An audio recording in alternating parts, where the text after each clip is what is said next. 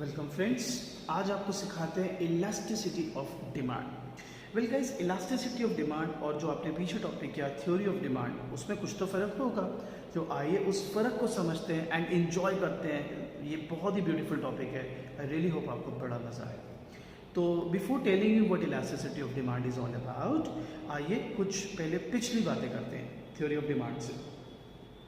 अगर आप यहाँ पे स्केड्यूल देखें तो प्राइस 10 है, क्वांटिटी 8, प्राइस 100, क्वांटिटी 170। अरे प्राइस कम डिमांड ज़्यादा, okay, law of demand follow हो रहा है।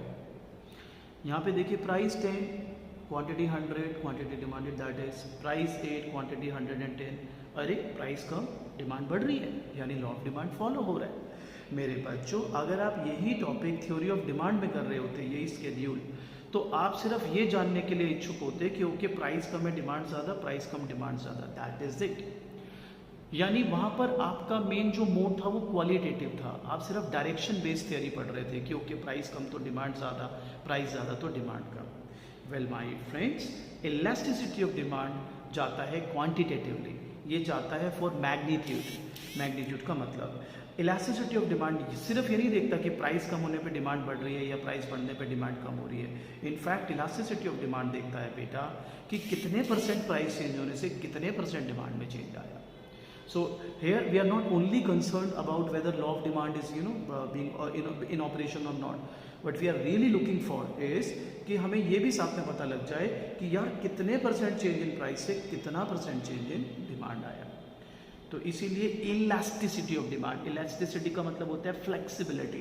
तो फ्लेक्सिबिलिटी ऑफ डिमांड आइए डिफाइन करते हैं। So ED, well it is the degree of responsiveness of change in demand. It is the degree of responsiveness of change in demand due to change in price. मेरे बच्चों, price के change होने से demand किस तरह से response देता है, that is ED. So ED is the degree of responsiveness of change in demand due to change in price. इसको आप ऐसे भी देख सकते हो फॉर्मूला के फॉर्म में। ED is the measurement of, ED is the measurement of percentage change in quantity demanded upon percentage change in price. Percentage change in quantity demanded upon percentage change in price. So I repeat, it is the degree of responsiveness of change in demand due to change in price. अब कई बच्चे यहाँ पर हमें बोलेंगे जो आधी अधूरी इकोनॉमिक्स पढ़ रहे होते हैं कि सर आपने कहा it is the degree of responsiveness of change in demand due to change in price, तो सर प्राइस के साथ तो क्वांटिटी डिमांडेड लिखते हैं। वेल मैं आपकी जानकारी के लिए बता दूं, ईडी 3 प्रकार की होती है। ईडी जो होती है वो होती है प्राइस इलास्टिसिटी, इनकम इलास्टिसिटी, यहाँ लिख देता हूँ, और क्रॉस इलास्टिसिटी। तो हम जो आपको डेफिनेशन दे रहे हैं वो जेनरिक डेफिनेशन है। तो वैसे 3 टाइप की ईडी होती है, अभी हम प्राइस ईडी के लिए बात कर रहे हैं। सो दोनों डेफिनेशन दोबारा दोहरा देता हूँ। ED is the degree of responsiveness of change in demand due to change in price. I have no problem if you want to write change in quantity demanded due to change in price, but change in demand भी use किया जाता है generic definition के लिए। और आप फॉर्मूले की डेफिनेशन लिख सकते हैं, that is ED is equal to percentage change in quantity demanded upon percentage change in price. आगे बढ़ते हैं बच्चों। तो अब यहाँ पर अगर आप देखो प्राइस 10 से 8 हुआ है, यहाँ पे क्वांटिटी 100 से 170। Don't you people think percentage change in quantity is greater than percentage change in price? 70% is greater than 20%. Here, percentage change in quantity, that is 10% is less than percentage change in price, that is 20%. So, जब ऐसा case हो जाए बच्चों, percentage change in quantity is greater than percentage change in price, उसको कहते हैं elastic. जब ऐसा केस हो जाए percentage change in quantity demanded is less than percentage change in price, इसको कहते हैं inelastic। इसके और भी नाम है।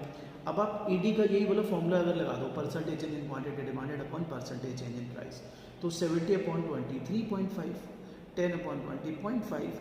मेरा बच्चा 3.5 इज ग्रेटर देन 1, इसलिए इसको ईडी ग्रेटर देन 1 भी कहते हैं। 0.5 इज लेस देन 1, इसलिए इसको ईडी लेस देन 1 भी कहते हैं। अब मैं आपको बता दूं, 1 को यूनिट इलास्टिक कहते हैं, 1 को यूनिट इलास्टिक कहते हैं, इसलिए थर्ड नाम आ गया मोर देन यूनिट इलास्टिक। इसको मोर देन यूनिट इलास्टिक भी कहते हैं और इसको लेस देन यूनिट इलास्टिक भी कहते हैं। वाई? बिकॉज ये 1 से लेस है, 1 यूनिट इलास्टिक है, ये 1 से मोर है और 1 इज यूनिट इलास्टिक। एक और नाम से इसको जाना जाता है। अब अगर मेरे बच्चों आप इसको डायग्रामेटिकली प्लॉट करो, here you take price like always, here you take quantity, आप देख रहे हैं प्राइस में जितना फ़र्क आया क्वांटिटी में उससे बहुत ज़्यादा फ़र्क है ऑब्वियसली, यहाँ पे प्राइस में ज़्यादा फर्क है, क्वांटिटी में कम फर्क, ज़्यादा से मेरा मतलब proportionate minded, not absolute terms में।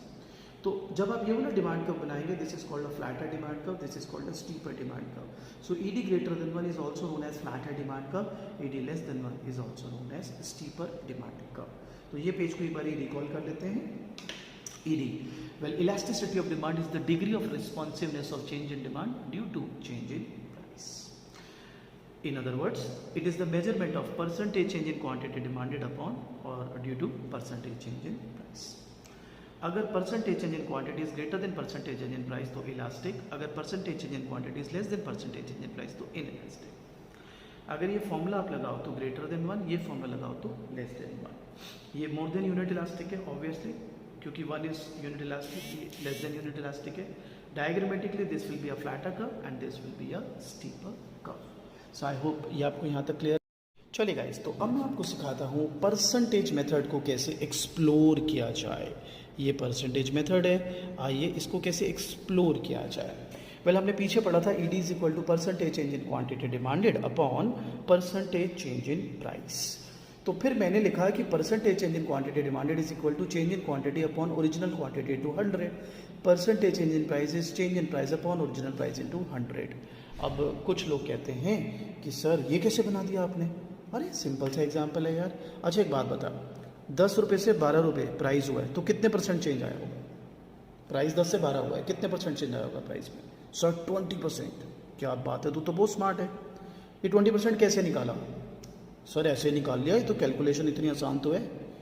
मैंने कहा मतलब कह रहा सर 10 से 12 2 रुपये बढ़ा, 2 रुपये 10 रुपये का 20% ही तो होता है सर, तो ऐसे निकाल लेते हो तो नहीं। अच्छा भाई, तेरी तरह तो हम समझदार नहीं है, लेकिन अगर हमें निकालने का कोई तरीका होता तो क्या होता? Change in price 2 upon original price 10 into 100 कितना आता? 20। तो मेरे दोस्त यही तो किया मैंने, change in price upon original price into 100। ऐसे क्वांटिटी के लिए निकलेगा change in quantity upon original quantity into 100। ठीक है, और फिर 100 से 100 कैंसिल आउट और आपका फॉर्मूला बना ED is equal to delta Q upon delta P into P by Q. अब आप में से कई बच्चे, अरे सर नेगेटिव साइन नहीं लगाया, ये नहीं लगाया, वो नहीं लगाया। अभी जब न्यूमेरिकल सिखाऊंगा ना तो उसमें बता दूंगा नेगेटिव का यूज़ क्या है। ठीक है, टेंशन नहीं लेने का। यहाँ तक ये हो गया आपका percentage method.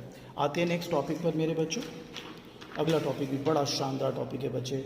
This is called factors affecting elasticity of demand. तो सबसे पहला है नेचर ऑफ कमोडिटी। तो बेटा दो टाइप हो गया, एक हो गया लग्जरी, एक हो गया नेसेसिटीज। ठीक है, अच्छा ये बताओ, do you guys consider salt as a necessity? हाँ सर, बिल्कुल बिल्कुल है सर, बढ़िया। तो एक बात बताओ यार, नमक सस्ता हो गया तो दाल में 4 चम्मच ज़्यादा डाल के खाओगे? नहीं सर, कैसी बातें कर रहे हो। अच्छा, नमक अगर महंगा हो गया तो क्या एकदम कम कर दोगे उसको? नहीं सर, नमक तो खाना ही पड़ेगा। सो डोंट यू थिंक भैया फिर जो गुड नेसेसिटी है जो, वो उनकी डिमांड इनइलास्टिक होगी? सॉरी, इनइलास्टिक क्यों होगी सर? अरे बेटा इनइलास्टिक इसलिए होगी बिकॉज इनइलास्टिक क्यों होता है, क्यों कौन सा होता है? जिसमें डिमांड में ज़्यादा चेंज ना आए, प्राइस चेंज होने पर तो कहाँ चेंज आएगा? नेसेसिटी तेरे को लेना ही पड़ेगा। हाँ सर, अब समझ आया, बढ़िया भाई, समझ आ गया। तो लग्जरी, लग्जरी हो गया यार, चल तेरे लिए बता देते हैं हाई एंड कार्स। मन तो तेरा भी है फेरारी लेने का, ठीक है, तो हाई एंड कार ये हो गया लग्जरी फॉर एग्जांपल। यार ये शायद लग्जरी के अगर प्राइसेस बढ़ जाएं तो आदमी डिमांड कम कर देगा, कोई दिक्कत नहीं है अभी, और प्राइस कम हो जाए तो डिमांड बहुत ज़्यादा बढ़ जाएगी। भाई कहानी गणित इसके पीछे ये है कि अगर बहुत महंगा हो भी जाए तो आदमी उसके बिना मर नहीं रहा है ना, उसके बिना चल जाएगा काम। तो इन दैट सेंस अगर प्राइस बहुत बढ़ भी जाए तो बंदा उसकी डिमांड ड्रास्टिकली कम कर सकता है। ये जरूर आप कह सकते हो अमीरों को क्या फ़र्क पड़ेगा and things like that, but हम बात कर रहे हैं नेसेसिटी वाले पॉइंट ऑफ व्यू से कि लग्जरी ऐसा नहीं है कि आप इसके बिना रह नहीं सकते। तो प्राइस में अगर बढ़ गया, फॉर एग्जांपल महंगा हो गया, तो डिमांड में काफ़ी चेंज आ सकता है। रीज़न आदमी को कोई फ़र्क उसके बिना रह सकता है आदमी। Next availability of substitutes. तो ये मैं लिख दूं पहले कि डिमांड हो जाएगी इलास्टिक। ठीक है जी। अब आ जाओ अवेलेबिलिटी ऑफ सब्सिट्यूट्स। भैया पेप्सी अगर महंगी हो गई तो मैं कोक पी लूँगा जी, तो पेप्सी की डिमांड तो कम हो गई ना, काफ़ी चेंज आ गया, इलास्टिक। पेट्रोल, सर पेट्रोल का प्राइस बढ़ गया, सर मैं डीजल डाल दूंगा। अबे मत कर दियो ऐसा भाई, पेट्रोल की गाड़ी में डीजल डालेगा? वह भाई क्या कर रहा है, पेट्रोल का सब्सिट्यूट ना है, पेट्रोल इंजन में पेट्रोल ही डलेगा। तो फिर अगर उसका प्राइस बढ़ जाए, उसका सब्सिट्यूट अवेलेबल एज सच है नहीं, तो उसकी डिमांड विल बी इनइलास्टिक। कई लोग होंगे बड़े चतुर, सर सीएनजी लगवा लेंगे। अबे भाई पेट्रोल इंजन की बात हो रही है, पेट्रोल इंजन में तो पेट्रोल ही डलेगा ना यार। नेक्स्ट है नंबर ऑफ यूजेस। तो few uses and many uses. Suppose मेरा एक दोस्त था राम प्रकाश ने एक बारी 2 थैले लेके जा रहा था, बड़े बड़े थैले। मैंने कहा भाई ये क्या लेके जा रहा है? कहता है ये इसमें मैंने कुछ सामान खरीदा है। मैंने कहा भाई वो तो खरीदा ही होगा भाई, पर क्या लेके जा रहा है तू ये? कहता है आपकी एक क्लास ली थी मैंने लॉ ऑफ डिमांड की, इतना मज़ा आया, मैंने कहा रियल लाइफ में अप्लाई कर देता हूँ। मैंने कहा क्या कह रहा है भाई, मैंने क्या सिखा दिया तेरे को ऐसा? कह रहा आपने बताया नहीं था लॉ ऑफ डिमांड में कि प्राइस कम होता है तो डिमांड बढ़ती है। मैंने कहा हाँ तो? कहता है भाई सुइयाँ सस्ती हो गई थी, नीडल्स। मैंने कहा तो? कह रहा मैंने खरीद ली 1 लाख सुइयाँ, एक 50,000 इस बैग में, 50,000 इस बैग में। भाई मैंने कहा बुद्धिहीन क्या कर रहा है तू, ये करेगा क्या सुइयाँ का? चुभाएगा लोगों को? आप खुद सोचो ना यार, इफ यूज़ ही नहीं है नीडल का, प्राइस कम भी हो जाए तब भी डिमांड नहीं बढ़ेगी, क्या करेगा भाई तू? कल को हथौड़े सस्ते हो गए तो हथौड़े खरीद लाएगा भाई, लोगों के शर्ट हो गएगा उसका। तो अगर गुड के फ्यू यूजेस है तो डिमांड विल बी इनइलास्टिक। अब आजा मेनी यूजेस। मिल्क, दूध सस्ता हो गया, जो लोग दूध के शौकीन हैं उन्होंने तो नदियाँ बहा दी भाई साहब। पनीर खा रहे हैं, दही खा रहे हैं, मिल्क शेक, चाय पी रहे हैं, बर्फ़ी बन रही है, मक्खन बन रहा है। भाई रुक जा, नहीं क्यों रुक जाऊँ जी, शायद सस्ता है और मैं अलग अलग जगह यूज़ कर रहा हूँ। तो गुड के अगर मेनी यूजेज है तो demand elastic. Time period, short period inelastic, long period elastic. Reason short period में ना एकदम आपका एक ना कंजम्पशन पैटर्न एक सेट होता है बंदे का, तो वो एकदम से उसको उतना चेंज नहीं कर पाता बेटा, तो इसलिए इनइलास्टिक। लॉन्ग पीरियड में वो टाइम मिल जाता है उसको एडजस्ट करने का, इसलिए वो धीरे धीरे डिमांड में चेंज ले आता है और वो इलास्टिक हो जाती है। हैबिट, अगर तेरे को हैबिट ही पड़ जाए दिन में राम राम शाम को 100 ग्राम, समझ गया ना भाई तू? तो फिर अगर तेरे को आदत ही पड़ जाए तो डोंट यू थिंक फिर तो डिमांड इनइलास्टिक है, तेरे को चाहिए ही चाहिए भाई, वो ठेके पे मिलेगा ही मिलेगा तू शाम को। तो भैया प्राइस बढ़े या घटे, अभी देखा नहीं था वो लॉकडाउन के दौरान 70% टैक्स लगा दिया था दिल्ली गवर्नमेंट ने लिकर पे, तब भी शराबी आदमी ने ऑफ नहीं करी। खड़े हैं लाइन में, 2-2 किलोमीटर लंबी लाइन में खड़े हैं 70% एक्स्ट्रा टैक्स देने के साथ। बताओ डेडिकेशन देखो।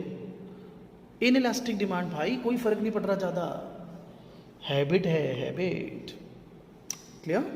सो फैक्टर्स अफेक्टिंग ईडी और भी बहुत सारे हैं, मेरे नोट्स में से आप कर सकते हो, ये प्रोमिनेंट 5 है, सो इसलिए मैंने ये 5 ही अभी डिस्कस किए हैं। अगला टॉपिक आ जाते हैं जी, ये बड़ा शानदार टॉपिक है, इस पे लोगों को लगता है उन्हें बड़ा ज्ञान है, बड़ा मतलब क्या नहीं कर सकते वो। अभी मैं बताता हूँ भाई कितना ज्ञान है, अभी पता लग जाएगा। आइए टाइप्स ऑफ ईडीज। तो पहला है perfectly inelastic demand. Well guys, when quantity demanded does not change at all in response to change in price, this is called perfectly inelastic demand. बच्चा कहता है जी एग्जाम्पल हो गया लाइफ सेविंग ड्रग्स,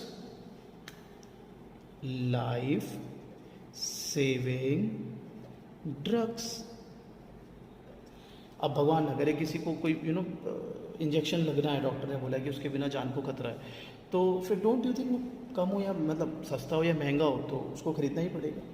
अब आप यहाँ पे ये अगर दलील दोगे उसके बाद पैसे ना हुए तो यार इनकम वाला तो हम पॉइंट पढ़ ही नहीं रहे ना यार, हम तो इनकम की तो है या नहीं है वो हमारा कंसिडरेशन में ही नहीं है, हम तो मान के चल रहे हैं इनकम है, प्राइस के साथ वो कैसा डिमांड को चेंज करता है वो देखने वाली बात है। तो life saving drugs perfectly inelastic. Inelastic अभी सिखाया था, when percentage change in quantity demanded is less than percentage change in price. Perfectly elastic, देखो जी डायग्रामेटिकली आपको ऐसा लगेगा कि when there is no change in price and demand changes to any extent. कुछ लोग ये भी बोल देंगे परफेक्ट कंपटीशन, तरीका वो सही नहीं है। एक्चुअली में इसको हम कहते हैं when there is a insignificant change in price, very little change in price but demand changes to any extent. क्योंकि अगर मैं चेंज इन प्राइस नहीं बोलूँगा तो फिर ईडी की डेफिनेशन ही खत्म हो जाएगी ना। ईडी की डेफिनेशन क्या है? Degree of responsiveness of change in demand due to change in price. तो अगर प्राइस में चेंज नहीं दिखाओगे तो फिर वो तो बात ही नहीं बनेगी ना। तो आप ये कई किताबें लिखती हैं no change in price demand changes to any extent, but मेरे हिसाब से बेहतर होनी चाहिए when there is insignificant change in price और very little change in price and demand changes to any extent. अब बच्चा कहता है अगर very little change in price है तो शो क्यों नहीं कर रहे? Because it is insignificant, that's why. ठीक है। इलास्टिक होता है when percentage change in quantity demanded is more than percentage change in price. अब आते हैं मच अवेटेड, इस पे लोगों को लगता है बहुत सिंपल है और ज्ञान भी बड़े अच्छे अच्छे मिलते हैं आपको। आइए ज्ञान की इस सागर में हम भी जरा डूब लें, गोते लगा लें। यूनिट इलास्टिक आपको कहा जाएगा when percentage change in quantity demanded is equal to percentage change in price. मैंने कहा ये डेटा किस लिए है? कहता है ये प्रूव करने के लिए कि यूनिट इलास्टिक है। मैंने कहा delta Q sir 50, delta B new minus old करते -5 इंटू 10/100। देखो जी ईडी आ गया 1 1 -1 एक ही बात है, ये इंप्लाइड होता है नेगेटिव साइन। हाँ आ गया। देख भाई अगर तू मुझे ये कहता है ना यूनिट इलास्टिक है when percentage change in quantity demanded is equal to percentage change in price, मैं तेरे साथ हूँ, तू मेरा भाई है। लेकिन जब तू मुझे एक्स्ट्रा ज्ञान देगा ना फिर मेरे को परेशानी है। एक्स्ट्रा ज्ञान कुछ लोग आपको क्या दे देंगे, सर इसको ना रेक्टेंगुलर हाइपरबोला भी कहते हैं। अच्छा भाई रेक्टेंगुलर हाइपरबोला भी कहते हैं, पक्की बात है? हाँ पक्की बात है। तो फिर एक काम कर, क्या होता है रेक्टेंगुलर हाइपरबोला ये बता। ओह मैथमेटिक्स में पढ़ी का कभी? मैंने कहा नहीं पढ़ी, बता क्या होता है रेक्टेंगुलर हाइपरबोला। तो कहता है रेक्टेंगुलर हाइपरबोला वो होता है जिसके अंदर जितने भी रेक्टेंगल्स बने ना they are of equal measurement. मैंने कहा अच्छा, कहता हाँ। तो मैंने कहा ये ED1 है, कहता हाँ। मैंने कहा ये यूनिट इलास्टिक है, कहता हाँ। मैंने कहा ED1 रेक्टेंगुलर हाइपरबोला होता है, कहता हाँ। मैंने कहा रेक्टेंगुलर हाइपरबोला वो होता है जिसके अंदर ये रेक्टेंगल इक्वल मेजरमेंट क्यों, कहता अभी तो बताया यार हाँ। मैंने कहा पक्का कोई चेंज तो नहीं है, कह रहा है कोई चेंज नहीं है। भाई 10 100 यहाँ प्राइस है, यहाँ क्वांटिटी है, 5 150। तो बताइए जरा 10 × 100 कितना होता है? 1000। 5 × 150 750। भाई कहाँ इक्वल? अरे कहाँ इक्वल? बड़ा ज्ञान दे रहा था भाई तो ED is equal to 1 rectangular hyperbola होता है, उसके अंदर सेम रेक्टेंगल होते हैं, कहाँ इक्वल? तो ज्ञान उतना ही दिया जाए जितना संभाल सको।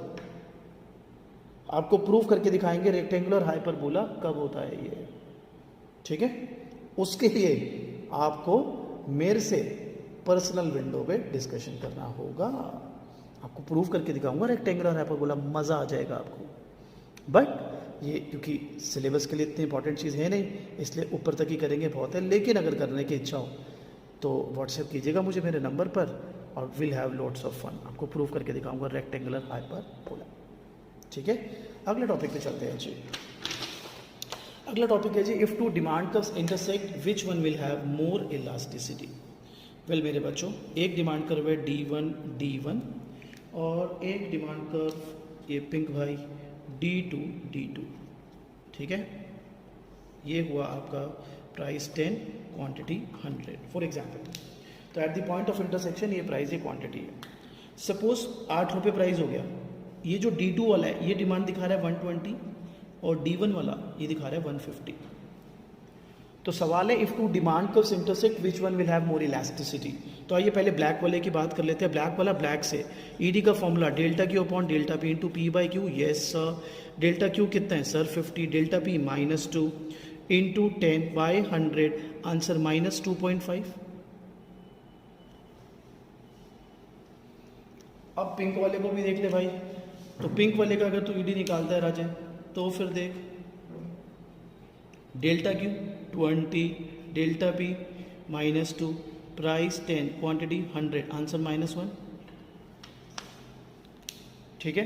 तो देखिए अगर मैथमेटिकली मैं देखूं तो ऑब्वियसली ये बड़ा दिखेगा, -1 इज मोर देन -2.5, लेकिन माइनस ना ED में इंप्लाइड साइन होता है तो इसलिए इसको इग्नोर करिए। ये इंप्लाइड मतलब वो होना ही है, वो प्राइस और डिमांड में इनवर्स रिलेशन। तो अब इसको अगर मैं इग्नोर कर दूं तो बताओ 1 ज़्यादा है या 2.5? अरे सर 2.5। तो भाई ये ज़्यादा फ्लैटर है, ये ज़्यादा इलास्टिक है। So what is the catch? If two demand curves intersect the flatter curve will have more elasticity. चलो एक और एप्लीकेशन करते हैं यार, ठीक है? एप्लीकेशन है कि प्राइस था 10, आप ना एक्सपेंडिचर करते थे 1000, तो आपके पास क्वांटिटी कितनी आती थी? अरे सर 100। ओके अब सपोज प्राइस 50% बढ़ गया, ओहो 15 हो गया। एक्सपेंडिचर भी 50% बढ़ गया, ओहो 1500 हो गया। क्वांटिटी कितनी आएगी? 100। तो भैया ED क्या होगी? अरे sir quantity demanded does not change at all in response to change in price, ED 0। यानी अगर प्राइस, आई रिपीट प्राइस और एक्सपेंडिचर दोनों सेम प्रोपोर्शन में बढ़ते हैं तो ED क्या आएगी? 0। क्लियर? श्योर?